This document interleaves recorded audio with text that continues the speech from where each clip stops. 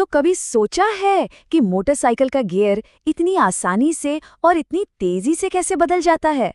आज हम इसी मैकेनिकल जादू के पीछे की सच्चाई जानने वाले हैं। तो चलिए शुरू करते हैं। सबसे पहले राइडर के एक सिंपल से एक्शन को देखते हैं और फिर मशीन के अंदर उतरकर समझेंगे कि कैसे वो एक्शन एक कमाल की मैकेनिकल प्रोसेस को शुरू करता है। सब कुछ शुरू होता है बस एक छोटे से टैप से। गियर शिफ्ट लीवर पर एक हल्का सा धक्का जो अंदर एक बहुत ही कॉम्प्लेक्स और सटीक सिस्टम को कंट्रोल करता है। हाँ, बस यही एक जाना पहचाना सा एक्शन ट्रांसमिशन के अंदर जो कुछ भी होता है उसकी शुरुआत करता है। तो ये लीवर घुमाता है इस चीज को, इसे कहते हैं शिफ्ट ड्रम। और सच कहें तो यही गियरबॉक्स का मैकेनिकल दिमाग है। ठीक है, तो अब जरा गियरबॉक्स के दिल में झांकते हैं और देखते हैं कि ये शिफ्ट ड्रम असल में कंट्रोल क्या करता है। पूरा का पूरा सिस्टम असल में इन दो मेन शाफ्ट्स के इर्द गिर्द ही बना है। सारे गियर्स इन्हीं पर लगे होते हैं। तो पहले टाइप का गियर है स्प्लाइन्ड गियर। ये अपने शाफ्ट पर बाएं और दाएं खिसक तो सकता है, लेकिन घूमता शाफ्ट के साथ ही है। और फिर आता है दूसरा टाइप, फ्री व्हीलिंग गियर। ये बस अपनी जगह पर आजादी से घूमता रहता है। शाफ्ट घूमे या ना घूमे, इसे कोई फर्क नहीं पड़ता। तो असली खेल यहीं पर है। हमारे पास एक तरफ ऐसे गियर हैं जो शाफ्ट के साथ घूमते हैं और खिसक भी सकते हैं, और दूसरी तरफ वो जो आजादी से घूमते हैं। अब असली जादू तब होता है जब ये खिसकने वाले गियर के डॉग टीथ उस आजाद घूमने वाले गियर में फंस जाते हैं, उसे लॉक कर देते हैं। और यहीं से हम उस पॉइंट पर आते हैं कि पावर असल में इंजन से पहिए तक पहुंचती कैसे है। और देखिए, ये स्लाइड पूरी कहानी बता देती है।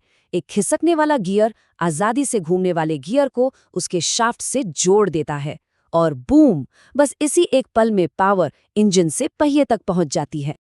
जब तक वो फिजिकल लॉक नहीं लगता तब तक कोई पावर ट्रांसफर नहीं होता, बिल्कुल नहीं।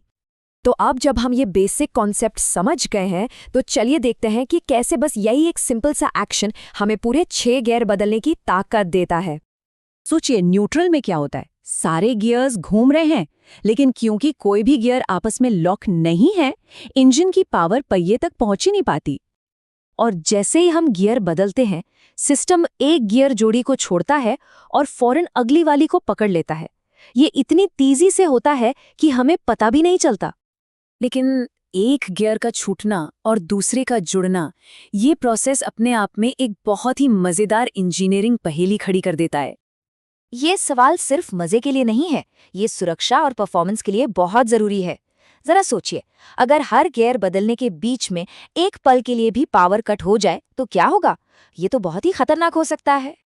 तो इसका जवाब छिपा है इस बहुत ही चालाक से डिवाइस में, जिसे कहते हैं स्टार शिफ्ट डिटेंट मैकेनिज्म। इस स्टार व्हील में 2 तरह की जगह हैं। एक तो ऊंचे पॉइंट यानी चोटियां, जो उन अनचाहे न्यूट्रल पोजीशंस को दिखाती हैं, और दूसरे हैं निचले पॉइंट यानी खांचे, जो पूरी तरह लगे हुए गियर को दिखाते हैं। अब देखिए मजेदार बात, वो जो स्प्रिंग वाला रोलर है ना, वो चोटी पर टिक ही नहीं सकता। स्प्रिंग उसे धकेलकर पास वाले खांचे में गिरा ही देता है। इससे यह पक्का हो जाता है कि गियर हमेशा लगा ही रहे, बीच में ना अटके। मतलब फॉल्स न्यूट्रल का कोई चांस ही नहीं। लेकिन ये शानदार सॉल्यूशन एक आखिरी सवाल खड़ा करता है। अगर ये सिस्टम न्यूट्रल में रहने ही नहीं देता, तो फिर राइडर उस असली न्यूट्रल गियर को कैसे लगाता है जिसकी हमें जरूरत पड़ती है? और इसका समाधान वाकई में बहुत ही सरल और शानदार है। इंजीनियर्स क्या करते हैं, वो स्टार व्हील की एक चोटी को जानबूझकर थोड़ा सा काट देते हैं, जिससे उस रोलर के टिकने के लिए एक सपाट और स्टेबल जगह बन जाती है। हाँ, बस ये एक छोटा सा बदलाव और पूरे मैकेनिज्म को दोनों दुनिया की सबसे अच्छी चीजें मिल जाती हैं। कोई फालतू का फॉल्स न्यूट्रल नहीं, और एक ऐसा न्यूट्रल जिसे हम जब चाहें तब चुन सकें। ये दिखाता है कि कभी-कभी सबसे मुश्किल मशीनों में भी सबसे बड़ी समस्याओं का हल सबसे खूबसूरत और आसान आइडियाज में छिपा होता है।